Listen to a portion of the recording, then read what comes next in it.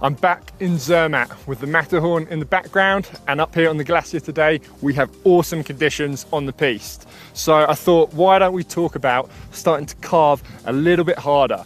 And in this video I'm going to talk about things that you might hear other people mentioning or other people talking about in videos, but you don't necessarily know what they mean. Things like driving the board through the turn, how to bend the board into reverse camber to tighten up the arc of the turn, how to load it up and then have it rebound you into the next one.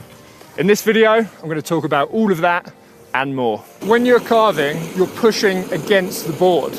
It might not look like it, but even in this most basic of set it and forget it style carving, I'm still pushing against the board. And that's because my center of mass is here on the inside of the turn, which means that as I come through the arc of the turn, I'm exerting a force down against the board, and that is what makes it grip in the snow and pull you around the arc of the turn. Just like this. And the more that you can push against your board, the more you'll be able to bend it into reverse camber. And it's by bending your board into reverse camber that it allows you to create carved turns with a tight arc that really whip you round. But in order to be able to bend the board into reverse camber, first you need a high edge angle. So let me show you. So this is my board on a toe side carve. And if you look down here, you can see there's a little gap underneath the board. But when you're pressing against it, you push and flatten that gap down. And it's this movement here that starts to bend the board into reverse camber. But the higher an edge angle you have, the more you open up this space here and the more room you have to really push against the board and bend it into reverse camber. And in order to do that, in order to create a high edge angle, you really need to rock your center of mass far onto the inside of the turn. And to do that, you need to have some speed.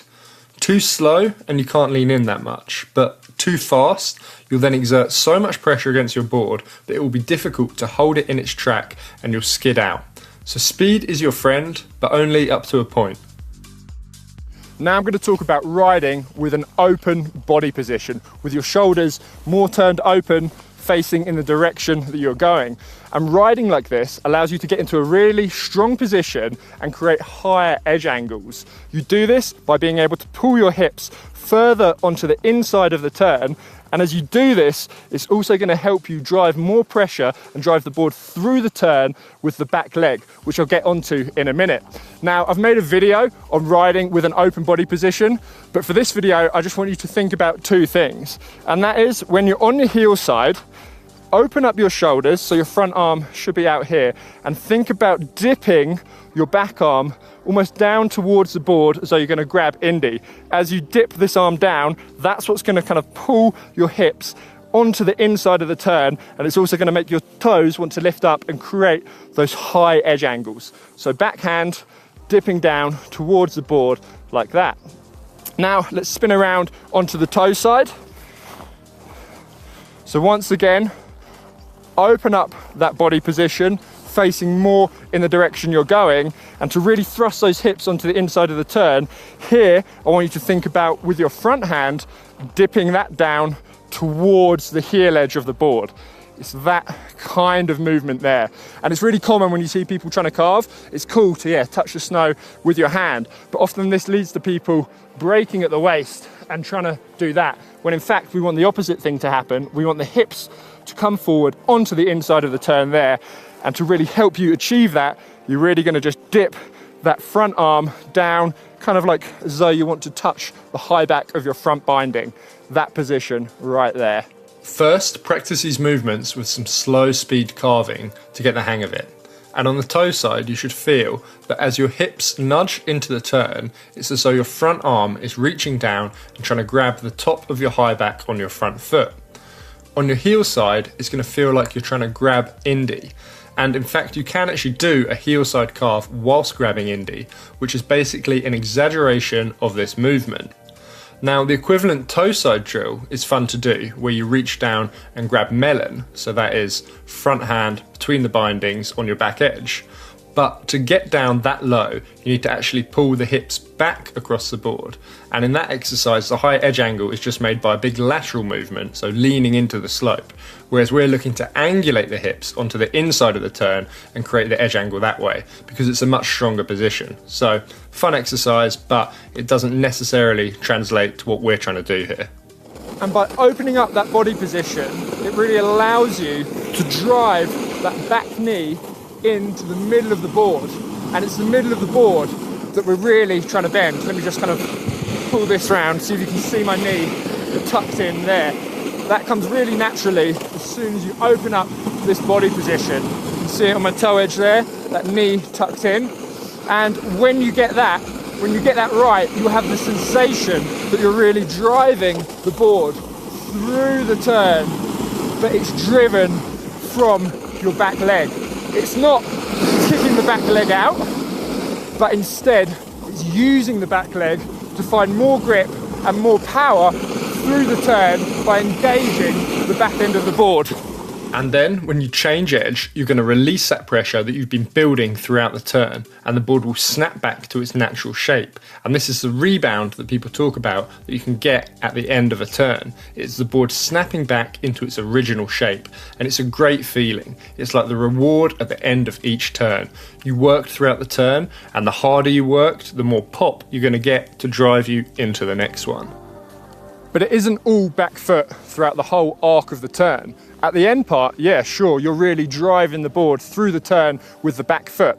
But at the edge change, that's where you still want to torsionally twist the board and drive your front knee, front hip over the board to land your weight on that part of the board there. So you engage that top part of the side cut, because that top quarter of the turn there, that top bit of the turn, that's where you want to have your weight at the front of the board, so that really pulls you into the arc of the turn. And when that front foot has passed over and you've crossed your weight over at the front of the board and you've engaged that edge, then the board has kind of set you on a track, and from there you can then release the back foot, feel the back foot pressing in through the board, and from there that's when you can really start to drive the board through the turn from that back foot. This is fore and aft movement in play. The basic theory is that you can work your weight from nose to tail throughout the turn. Start of the turn nose, middle of the turn weight centered, then end of the turn weight through the tail. Now that's a good starting point to think about this weight shift, but you can really play with it and see how the board reacts. In these turns, I'm shifting my weight towards the back end pretty quickly after the edge change. And no, this isn't going to look like a massive movement on top of the board. I'm still pretty stacked over the board and you can't see a massive change. It's more just how much pressure I'm applying through each foot. So there you have an introduction to aggressive carving. You need some speed so you can put your center of mass onto the inside of the turn and balance it there. You want to create a high edge angle that's going to allow you to push against the board and bend it into reverse camber. And the more you can push that board into reverse camber, the tighter you're going to be able to carve. So that's how it works. And the things like opening up your shoulders, dipping your shoulder down towards the board and really pushing through that back leg, they're optional. You know, there's other ways you can achieve the same thing, but I find them to be very, very effective in helping you achieve aggressive carving.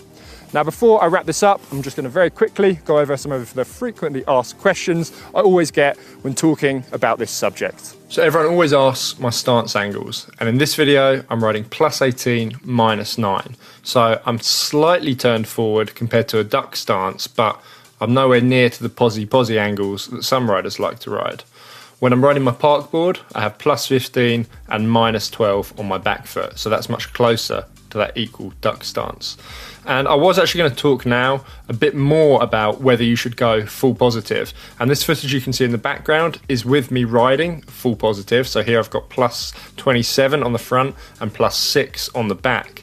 And this is something I've only really started to dabble with. But I've come across a video, it's this one that I'm putting up here right now in that top corner.